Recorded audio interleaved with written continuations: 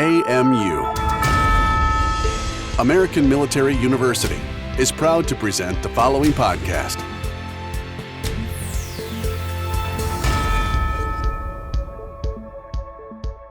Hello and welcome to our Voices in the Field podcast series, brought to you by the APUS Sports Management Program.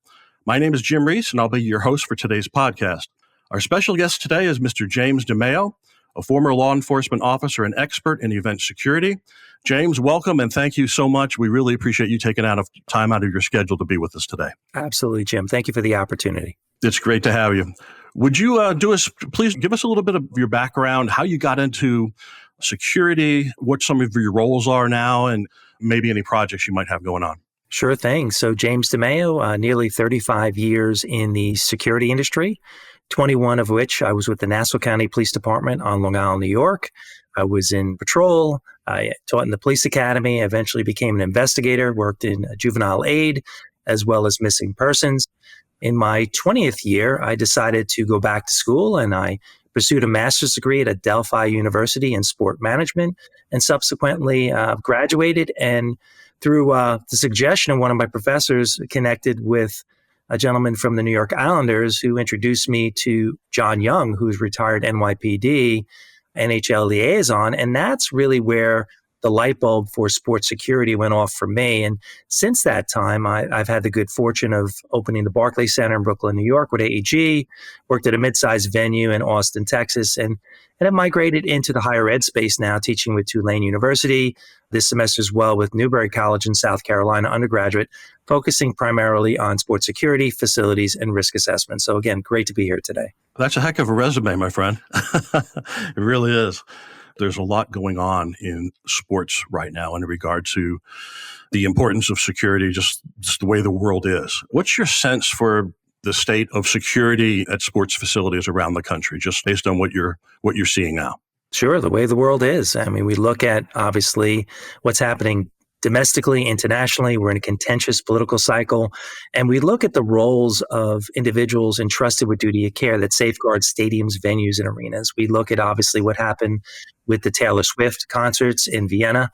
Certainly the right move for event organizers to cancel those concerts based on the evolving threat continuum. So yes, when we're dealing with large groups of people in densely populated areas, we're dealing, as I've mentioned, with protesting and civil unrest and a multitude of security challenges in the event space. The role of today's sports venue risk manager is paramount, certainly to lead people to safety during crisis situations, but certainly the education, the research, and the knowledge sharing, the information gathering is so vitally important during these most difficult times. You're absolutely right. I agree. And I think we all see that in the world right now. You just mentioned a key phrase that I think maybe would be good to start off with. And as you called it duty of care, we used to call it standard of care. And I'll just give you an example, with baseball facilities, before they had nets, the standard of care is what the general industry is doing in a certain area. And unfortunately, until someone gets hurt, that standard sometimes doesn't change. I mean, what are your thoughts on that? So duty of care is the prevailing theme in today's multi-billion-dollar sports and entertainment industry. And certainly, I'll preface it by saying I'm not an attorney, but based on, my research and knowledge and expertise in this space, sport venue risk managers and venue ownership groups have that entrusted duty of care to ensure, once they scan your ticket, once you go through the ingress screening, once you're in that stadium, venue, arena, they're responsible for your safety and welfare. And that also includes when you leave the venue. And we've seen a lot of times, Jim, that folks don't want to have conversations with folks like you and I unless something, unfortunately, tragically has happened. So where do we create that nexus between the goals of sport marketers, and that's, obviously the college audience, NIL, the portal, obviously TV and streaming contracts. There's so much money in this space. But folks really don't want to look at security because they don't consider it a value add proposition until, unfortunately, they become that venue that's known for all the wrong reasons. They don't ensure that duty of care. They end up explaining with some kind of notice of claim why they didn't have conversations with Jim and James about risk management and event security and obviously safeguarding confined spaces with densely populated individuals and groups of fans attending live events. So it's certainly something that sport venue risk managers and sports security specialists work diligently on a daily basis, but there's always room for improvement. There's always room to educate venue staff, guest services, security, and to bolster that sports security playbook predicated on the notion that duty of care is that prevailing theme. I feel the same way. And the thing that bothers me, and I hate to say this, but having worked in professional sports, like you mentioned in your reply a second ago about the value, if they don't see a value in it, they don't want to spend the money on it. And until that threat of a lawsuit or a serious injury becomes a reality, that unfortunately is the thing that kind of pushes them in the direction to actually take action. And it's unfortunate that that's the case. Yeah, I would agree. And certainly reactionary measures will no longer suffice during times of global disruption. So obviously, proactive risk mitigation is something that I'm a strong proponent of, and certainly trying to bolster those relationships between law enforcement, venue security, venue ownership groups. Folks in the industry talk a lot about a lot of concerns, but certainly crowd management is one, and public-private partnerships. And we'll talk a little bit about technology integrations as well. But it's a conversation, Jim, that people don't really want to have until, again, there's some type of litigation, there's a notice of claim. And then they bring folks that are subject matter experts in to testify against those organizations because they skimped on security. And we really don't want that to happen. We don't want those organizations to be known as that organization that cut corners. And we've seen it time and time again with the Brian Stowe case with the LA Dodgers. They were cited for $21 million in negligence. Brian Stowe was a fan that was brutally assaulted. We've seen with the Boston Marathon bombing. We've seen, obviously, with the Las Vegas shooting incident, which is considered a black swan event, completely unprecedented in the sports security industry. Very, very difficult situation to mitigate. We look forward, obviously, with Copa and what happened in Miami with potential crowd management problems. We look at, obviously, Travis Scott with Astroworld. When we lose control of events, Jim, from the beginning, it's very, very difficult to play the catch-up game in sports security. So why not have the conversation now? Why not work with the higher ed leaders? Why don't we conduct the research, do the after actions, the best practices, the sharing of information, and coordinate those efforts with our governmental stakeholders, obviously federal, state, local, fusion centers, everybody working in a coordinated effort to ensure the safety of fans, assets, and organizational brand. It's really something that I am extremely passionate about. I know it's a very important conversation, and we're hoping that the audience takes something from it, that we want to look at risk holistically. We want to look at it from multiple angles. We want to be in a position where we operate from a position of strength based on our training, education, research, and knowledge. Well, that's where our student population is really unique. And I know we talked about this. Around 80% of we've got about 600 and close to 700 undergrad students. About 80% of those are either in the military or military affiliated.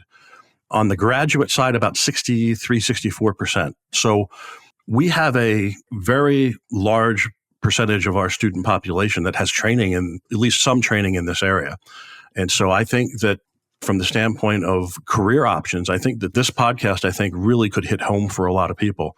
You mentioned how in your introduction, we always talk about the importance of networking in sports, and it really is because it's such a small industry, getting to know as many people as possible. But, networking and going to conferences, there's all kinds of things that students can do if they have an interest.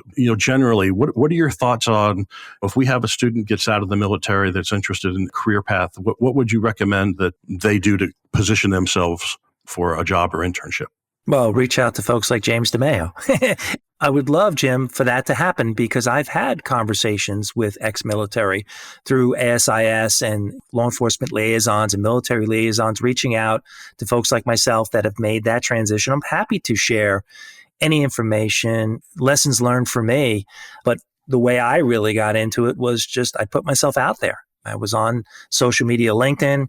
That's how I landed my event security position at the Barclays Center through LinkedIn.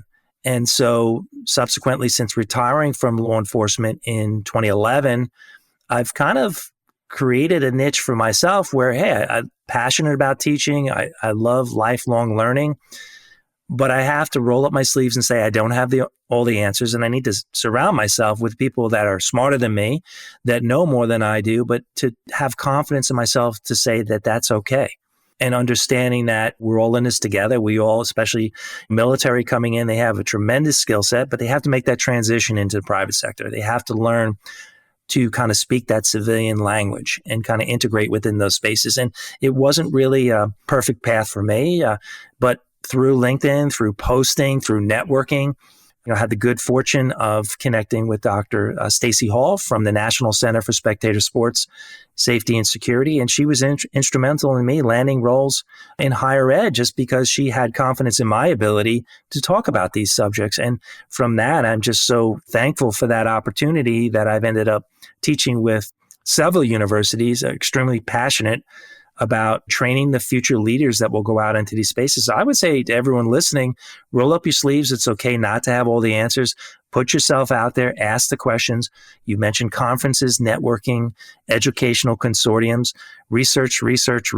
There's so much open source information, and again, properly vet it, but take the time to really understand how neat this niche is. And it is really unique. And I've mentioned Taylor Swift, and I've mentioned, obviously, we've seen with the Olympics and what happened with the arson attacks on mass transit hubs. This is a fascinating niche for sports and entertainment. And quite honestly, they can't do it without us. There's no multi-billion-dollar juggernaut unless it's a safe, secure event. And so we need one another. Smart marketers need sports security professionals and vice versa. But again, we have to find that balance, Jim, of creating an amazing fan experience, but not being overzealous and creating a police state. Where is that fan experience? And ultimately, everybody wants to be safe. And it goes back to what we initially talked about, the duty of care. But again, I think this is an amazing space for the students to consider. And I'll do everything I can, obviously, to help them with your permission. But it's a great conversation. It's timely. And I think it's going to continue to garner more interest, both domestically and internationally. I agree 100%. And you're right. That is a delicate balance. The way that I look at it when we talk to students is when we're putting events on, it's about creating memories. And people can still remember memories from events that they've gone to or things that they've shared with a family member at an event. Those are lifelong memories, and it's our job to try to facilitate those. And that's what makes sport great. And so I'm with you 100% on that. So you mentioned technology earlier, James. Just based on the different risk assessments that you're doing and going to events, what's your take on the state of technology from the security standpoint at facilities right now? It's tremendous. ASIS International talks about, Jim, a term known as convergence. It's really technology integration with physical security. But when you think about the last event you've attended with your family, if you think about the technologies, biometrics and license plate readers and errant drones, rogue drones, and an effective drone policy at a stadium venue arena, the fan experience is, smartphones. Download that app, and a safe fan is an educated fan. But technology's integrations are so important. When I opened the Barclays Center, I was in the command center for $1 billion building.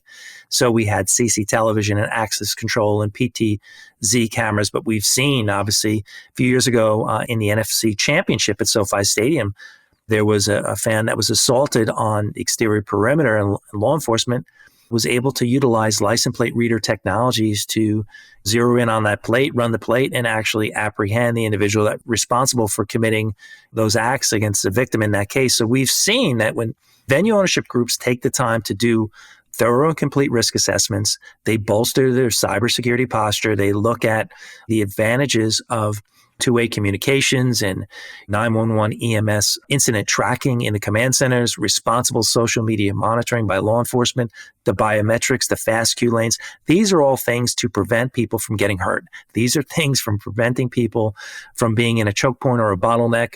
These spaces are prime targets for terrorist attacks on soft target perimeters for stadium venues and arenas. So why not utilize technology? Why not use cutting edge resources to keep fans safe during times of global disruption, as I've mentioned? Well, that's great to hear. It really is. But you mean, we can just look to the news for examples. Just a few months ago, we had a breakdown of communication between Secret Service and local law enforcement, and they weren't all able to communicate effectively with each other. So it sounds like there's still room for improvement. There's always room for improvement, whether it's a political rally, whether it's a performing arts center, that there's a protest going on. There's always room through after action reports to kind of do an holistic 20,000 foot overview, if you will, and really find out what went wrong, what did we do right, and how do we make improvements. And we've seen with Travis Scott, again, there's litigation. That's not the route we want to go for these venue ownership groups. But people are going to look at these after action reports. But remember, we have to look at, Jim, that the bad actors are studying our playbooks too. A lot of information that we're saving is open source resources. So the bad actors are studying our playbooks. They're doing reconnaissance. They're looking to exploit the vulnerabilities at stadiums, venues, and arenas. So as much as we put a lot of efforts into training and education, we also have to be mindful of the lone wolf actor, the insider threat, as well as individuals that are looking to exploit these spaces for their own gains. It reminds me of performance enhancing drugs. You always seem to be reactive rather than proactive. And I think going back to your point about technology, I think that's one of the areas where we can possibly gain a little bit more control over the situations and being proactive in some cases. So, yeah. And I was going to say too, like geofencing, you're inside the command center and using all these technologies. And now someone #bomb or somebody, a bad actor, posts something in real time right before the event. That has to be properly vetted. I know when I was in law enforcement, everything was the real thing until proven otherwise. If I'm in the command center at the Barclays Center and I'm working with the NYPD and they are responsibly monitoring what's being posted in real time, I'm ensuring that through those technologies, I'm dispatching event security staff and law enforcement to go to those exterior perimeters if I see something on the camera that doesn't look right, doesn't feel right. Somebody calls into the command center. Somebody sends an anonymous text in Section 101. We're going to look into that, and we're going to vet that threat to the greatest degree possible. That creates another question from the standpoint. We've talked about risk assessment analysis. You mentioned about the license plate readers. I think a lot of people don't realize, and I'll let you expand on this, that when you do a risk assessment, it's not just an internal thing. You have to include the exterior perimeter as well. Yeah, it's an holistic, I keep saying the word holistic, but just look at the space from multiple angles inside the command center to obviously ingress screening, clear bag policies, and they're checking the ladies' purses, and they're obviously asking the gentlemen to take their wallets and keys out, and you're going through the magnetometers to those soft target exterior perimeters. We didn't even get into vehicles as weapons, which is problematic in Europe, but we have to be mindful of crowds that are congregating as they're trying to ingress, as they're trying to get through the screening. The bad actors can exploit those weaknesses. We saw that with Manchester at the Ariana Grande concert. A bad actor with a bomb vest on killed a lot of people, unfortunately. So we have to just ensure that we're looking at the space, Jim, holistically. I feel that the industry should be doing more in terms of risk assessments. And again, when was the last time you did your risk assessment?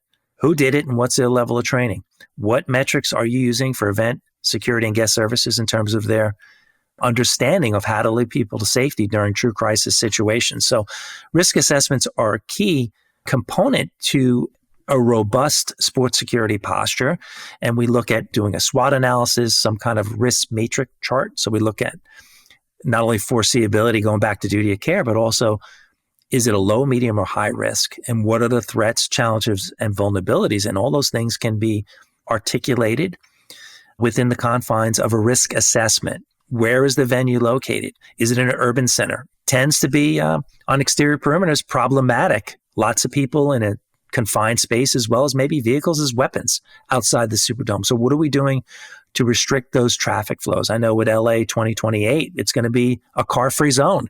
They don't want cars anywhere near that facility, and I think that's the right move. But then we have to dial back to what happened in Paris. Now everyone's going on the trains.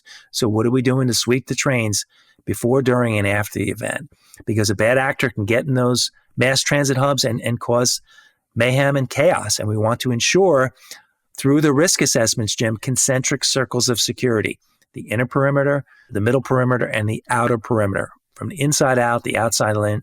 Obviously, an holistic view of the multitude of challenges facing today's sport venue risk manager. As I said, I worked in the NFL. I've worked a few Super Bowls, but I was only responsible for the Broncos tasks. As far as the level of planning that goes into one of these mega events, how far out did they start working on that? Oh, it's tremendous. Certainly as soon as the previous Super Bowl ended, they hit the ground running.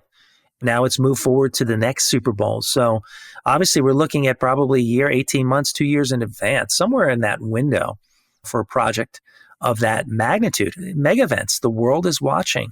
And so we have the halftime show, we have this international popular event that everyone's watching. And so there's a great degree of planning. So I'm sure the NFL, in their infinite wisdom, sits down and they looked at everything that goes right and what can they improve upon. And listen, they have an amazing plethora of resources. They have a lot that mid-sized venues and smaller venues don't have, but people still do get on the field. So we have to factor in the human element of people, of security officers and guards just letting their guard down momentarily. And now someone wants to propel their cause at the 50-yard line. And now all of a sudden, maybe the networks pull away from it, but there's 80,000 fans that have smartphones and someone's going to film that and put it on Twitter. And now it shows that it's an unsafe venue or it's an unsafe event. So again, having those conversations, looking to improve upon things that have happened and what are the real-time challenges, and looking at that from multiple angles to ensure that you're mitigating risk to the greatest degree possible. Please stay with us. We'll be right back with our special guest, Mr. James DeMeo.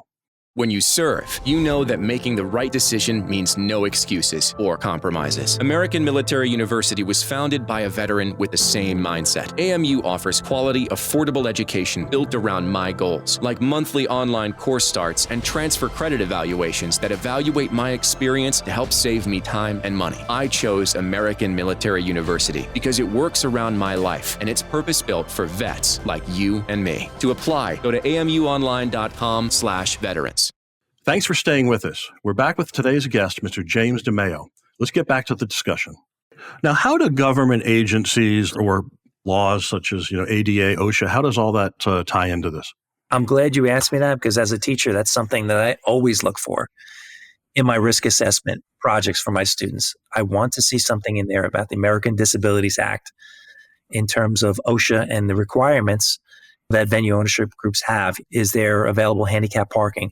Is there proper signage? ASIS talks a lot about crime prevention through environmental design, SEPTED, which is really a big theme right now in sports security. But you're right, ADA is really important because we have to be mindful that all of our patrons are coming to the venue in different places, and some may have more needs than others, but we have to ensure that we're safeguarding everyone in terms of the ADA compliances, that there's proper signage, and that if there is a true emergency situation, that we have to have staff that are trained to lead individuals with disabilities that are handicapped or whatnot, just as that duty of care applies to everybody within the space.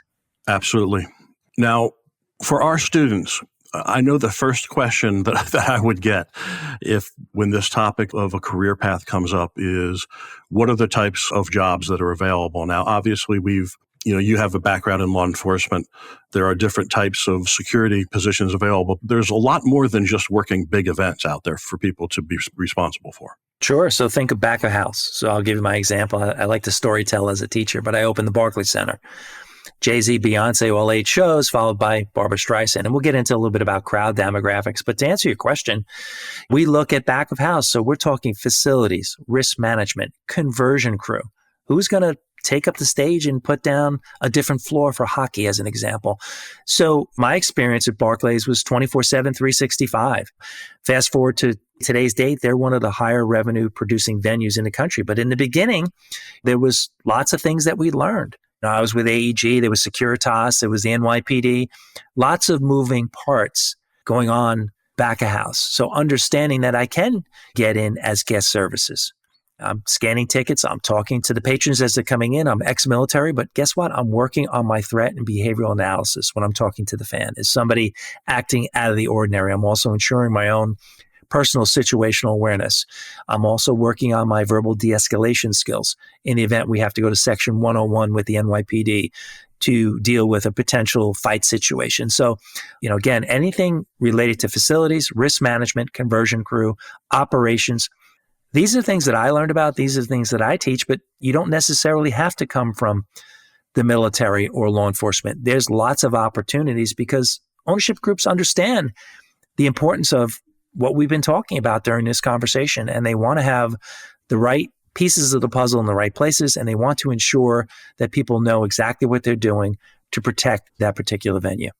That coordination between different agencies and organizations, How was that for you at the Barclays Center in your experience? Because I've found that there are always issues with territoriality and, and things like that. How hard is that to coordinate? It's always a challenge. And I'll just use my personal experience. My manager said, "Hey, James, go speak to the cops. They understand you."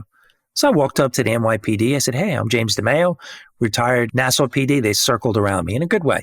Now, all of a sudden, we had that commonality. So I would say to the ex-military folks that are studying, in the university to put yourself out there. I was with a paramilitary organization, but again, if you're not from either of those two worlds, you just have to just roll up your sleeves and start to understand the language that we're talking about right now. If you really do a deep dive on sports security and facilities, you will become that value add proposition for somebody that is a general manager. And that was my experience for me.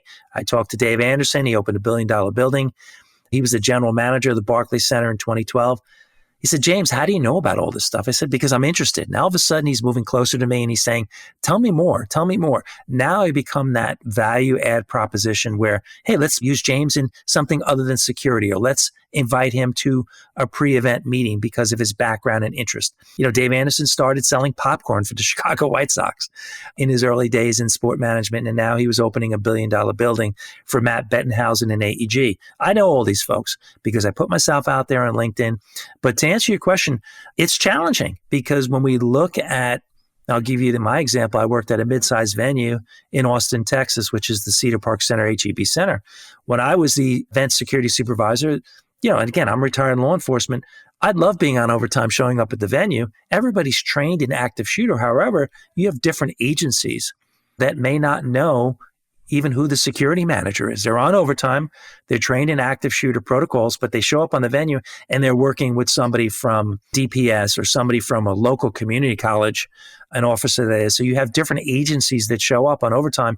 So it's ensuring that everyone's on the same page to know not only who the security manager is, but who's the lieutenant running the security detail, and to ensure that the officers know who they're working alongside with, because they may very well be from different agencies. James, you mentioned crowd control earlier. Something you wanted to touch on there as far as managing traffic flow? Yeah, it's Keith Still over in Europe. He's the expert on this. You can look him up on LinkedIn, but Copa down in Miami, it was a problem. We know about Hillsborough and things that happened in the UK. People died when we had ineffective crowd management. So everyone that I'm speaking with, Jim, is very concerned about lots of people in a densely populated area and not having staff have the highest level of training on what to do with effective crowd management. And that goes back to originally that risk assessment that we talked about. But yeah, everyone's talking about it. Court storming, obviously if it's college basketball, we have to look at the demographic for college students. They want to have a good time. We want them to enjoy in the celebration. But we saw in the SEC, obviously University of Tennessee was fined, I think, $250,000 because they didn't, students got on the field. So it's revisiting those policies, procedures, and protocols for obviously crowd management and what you will do to ensure that fans are safe while they're out at the venue. James, as we wind down here, what are your thoughts on the technology with facial recognition and with license plate scanners? Are there any other kind of emerging technologies out there that are on the horizon that are about to kick in or just have gone into place that are worth discussing? It's an evolving conversation because there's always going to be new bells and whistles. And I've always said, Jim, it's a great question, but if you're at the command center, at the controls in $1 billion building, you're only as good as the level of training that you're providing that person that's using that PTZ camera, as an example. So training is an integral part to go along with the technologies. But the ones I've mentioned, just to recap, the biometrics, obviously the fast pass lanes, the queuing, the magnetometers, the hand wanding, these are all essential technologies. The two-way communications, and obviously the incident tracking is key because if there's a slip, trip, and fall in Section 101, or there's some kind of an injury, attorneys are going to want that documentation, and they're going to get it from the venue if one of their clients gets injured, at that stadium venue arena. So we want to make sure that the security supervisors are training the staff on how to correctly take incident reports, to document that information, that obviously the paramedics, EMS, the law enforcement officers that are assigned to work that detail know exactly who's in charge, and that everyone is on the same page in the interest of public safety. And so technology is an integral part, but again, we can never discount the human factor, Jim. It's so important. People pay attention.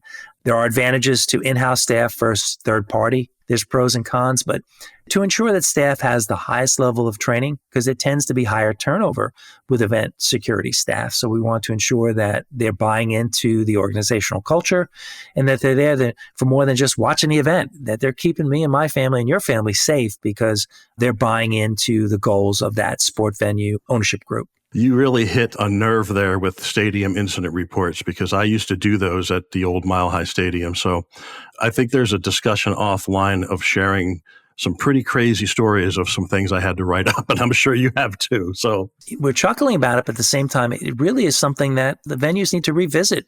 What can they do to improve upon that? Because you and I know, and the audience is listening, somebody's going to want that information if somebody gets hurt.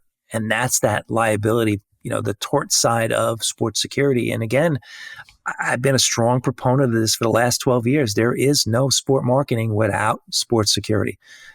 Again, case in point, naming rights is huge in sports and entertainment. Barclays Center received $250 million over 25 years to put the letters on top of the Oculus on top of the building. That all goes away if there's a tragic situation at that stadium. And let's hope that never happens.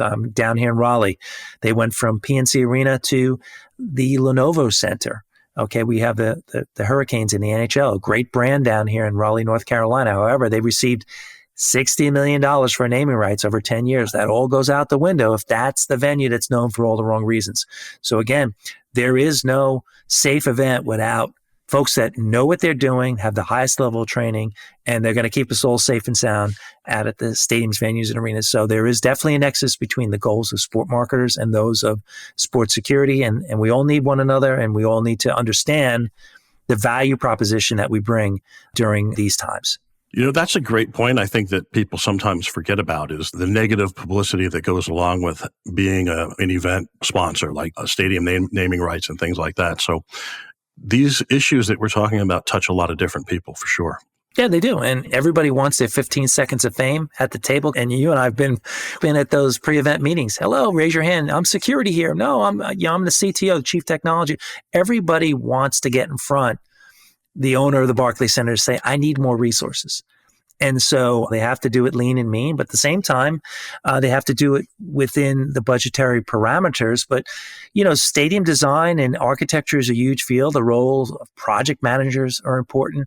As I mentioned earlier, that crime prevention through environmental design is something that's moving into the space, the convergence, which is the integration of technologies, as we've mentioned, with physical security. So this is a field that's going to continue, Jim, to garner global attention based on this evolving threat continuum. And certainly it's been an honor to have this conversation. I really get energized by the questions, by the answers, by the discussion to really reach a larger audience about the importance of everything that we've talked about during this discussion.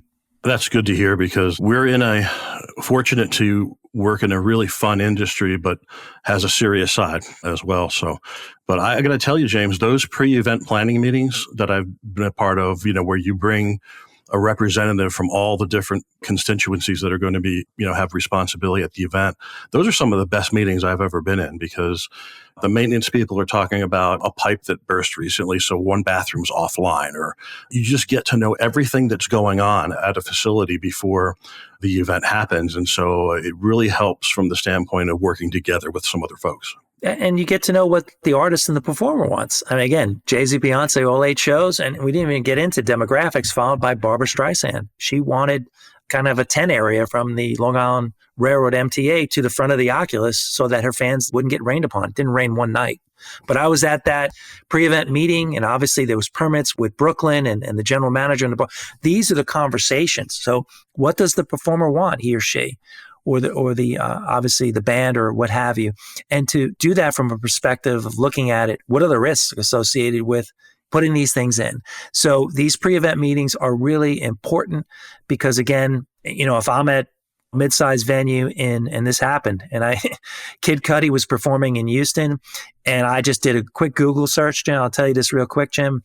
Some fans jumped up on the stage in Houston, and he was coming to our venue at the Cedar Park Center. So at the pre-event meeting, I raised my hand and I said, I've got something to share. So I was able to share that information. Hey, crew, listen, this could happen tonight. And the general manager and the security manager, director appreciated me sharing that information. So when you're out at these venues, do your own research so that you can be safe. You can share that information at those pre-event meetings because, again, a very good, effective security manager is someone, Jim, that gets on the phone and says, hey, tell me about this performer. They were at your venue last week. What can I expect? Because they're coming to my event next Friday night. And if I'm in a Barclays Center and I'm in a mid-sized venue, I'm making that call because it's all about information sharing, again, because we're all in this together. And the events industry is a very tight circle, and people work with people they like and trust, and nobody wants to be that venue that skimps and cuts corners on security. Nobody wants to be in a position, because we all have to lay our head down at night knowing that we did everything possible we could to keep fans safe while out at the venue. That's a great point. And I think that research and those phone calls that you're talking about, I really think that is the difference between great security and average security. It's great to hear you share that with our listeners, with our students, and to reinforce the extra effort that really needs to go into these things to make sure that everyone's safe. Nobody bats 1,000 in the sports security industry, but we have to be right. And you've heard this all the time with the experts that are on, the media stations. The bad actor just has to be right once. And ultimately, we have to do the best we can every time out. And again, it's different demographics, different shows, load in, load out, back of house, lots of moving parts, but taking the time to know who's coming out to your venue, what can we anticipate in terms of the crowd that's showing up, and what can we do to mitigate the risks to the greatest degree possible based on that performer, that artist, that circus, that performing arts center, because we understand the importance of being proactive. And that, to me, is really what makes the difference between average to outstanding security. And it's that extra effort, Jim, that we've been talking about. When you're at that table, now all of a sudden they're talking to Jim and James and saying, wow, I really like the work that they're doing to keep us safe. And now all of a sudden it's budget time and you need more resources. Well, guess what? You're going to get them, because now we've been able to speak the language of the C-suite so they understand the role of sports security within the space. Absolutely. Definitely on the same page, for sure. All right, James, one more question. We end every podcast with this. And so what is next for James DeMeo? What are your goals for the next 3 to 5 years? Or, is there something on your bucket list that you'd like to do that you haven't done? Just share a little bit about that with us. Well, again, I'm going to continue to teach because I just love it. I'm going to continue to do podcasts like this with outstanding universities to share the importance and just be somebody who wants to make a difference. That's why I went into public service, to make a difference, and for me to take my passion for sports with my public service background to do something that I would do absolutely for free and get paid for it is always nice, but I still love it. I'm more passionate now than ever before, about this field. I have a doctorate in mind that I'm looking at some doctoral programs to really hyper-focus and really become somebody who really wants to make a difference, training the future leaders that will keep our families safe. And that's my legacy. That I want to be that person that's known as trying to make a difference in a fallen world, to really just understand that we all are in this together. These are troubling times, but at the same time, we work together. We can really make a difference during these most difficult times. Well, I'll tell you, your perspective is really refreshing, because people that look to get better every day, that are not content, they're willing to go that extra mile. Those are people that I want to be associated with. And so we try to do the same thing on the academic side. What can we do to get better for students every day? Well, I appreciate the kind words, and really that's what it's about. And I'll tell the students again, just put yourself out there. Connect with me on LinkedIn if it's okay with you, Jim, and a university. I did a presentation yesterday at the University of Dayton through one of their sport legal classes. And I encourage, with the dean's permission, for the students, and several students immediately connected with me on LinkedIn, which is always just so rewarding as a teacher to say, show of hands, and all the hands or most of the hands in the class go up, because now all of a sudden they're like, wow, I didn't really know about this before. And really that's what we should be doing, is introducing something that's really, really important. So thank you for this opportunity. It's been a great conversation, and I look forward to continued conversations with you in the university. So thank you so much. Oh, you're very welcome. We appreciate you being here. And we're really hoping that this podcast does that with some of our students, that light bulb goes on, or there's an interest that all of a sudden in a career path that they may not have thought about. And so that's why we do what we do, because it's all about helping students get jobs. No doubt. Get to that next level. And again, just connect with folks and credit to you to bring in subject matter experts and industry leaders. And I do this in with teaching with Tulane, as I'll invite folks virtually into my Zoom classes, because it's nothing better for the students to see that somebody that's doing this day in, day out, to reinforce what they're learning in the textbook, reinforce the case studies, reinforce what the teachers training them on and educating them on, to have somebody that's living this 24/7, 365. It really, especially with my student evaluations, that's the feedback I'm getting, Jim, is that they love talking to folks that are in the trenches that are doing this. And then subsequently, as an adjunct, as an instructor, I love connecting my students with people that are in the industry so they can get jobs, they can get internships, they can make inroads into the competitive sports and entertainment industry. Those guest speakers or guest lecturers, they provide a level of credibility that really makes an impact on students. So I agree with you 100%. James, we can't thank you enough. As I said earlier, thanks for being here. Thanks for taking time out of your busy schedule. Is there anything else maybe that we have not covered yet that you wanted to touch on for our students that you think is important? So just two things, and you've mentioned one of them, Jim, was lifelong learning. I mean, I just did a graduate certificate with App State. It took me 2 years to do, just because I want to become a better teacher. So whether it's doing a deep dive on sports security, facilities, risk management, I would share some resources with the listening audience. The National Center for Spectator Sports Safety and Security, affiliated with the University of Southern Mississippi, the NCS4. They are Dr. Hall, Stacy Hall. They are the leader in sports security, the International Association of Venue Managers with Mark Herrera. He is a retired law enforcement officer like myself. He is their director of training. There's just so many. ASIS International, I hold a professional membership with them. So we don't want the students to break the bank, but understand how important it is to go to these conferences, to connect with James DeMeo on LinkedIn. I have a group. It's a private group, Jim, Sports Security Professionals. I started it on LinkedIn. I have imagine 1,000 folks in the space. I can reach out to them anytime and say I'm here. And those networking opportunities are just so crucial for career advancement, professional development. But as I mentioned, NCS4, TEEX, TEEX with Texas A&M College Station, Stadium Managers Association, ASIS International as well. Just Google everything sports security and you'll see in real time what's happening. But certainly thanks for everybody listening in. Hopefully the light bulb did go off. You're looking at events a little bit differently. When you go out to an event, you're ensuring your own personal safety, how you got in the venue, how you're going to get out, fully charged cell phone, where you park, special code word for you and your family in the event something unfolds, so that you can be out in front. You can operate from a position of strength during a true crisis situation. So thank you again. James, again, thank you so much. To our listeners, thank you for your continued support of our Voices in the Field podcast series. We're having a blast putting these together and providing these speakers for you, for our students. We're still working on securing our next guest, but for those that have seen the movie Rudy, we hope that Rudy Rudiger will be able to join us for our next podcast. We've been trying to secure Rudy for quite some time now, but she's out on speaking engagements and things like that. So we're hoping that Rudy will be able to get him by the end of the year. So until then, on behalf of myself and all of our colleagues at the APUS Sports Management Program, this is Jim Reese saying so long. For more information about our university, visit us at amuonline.com. Thank you for listening. AMU, American Military University.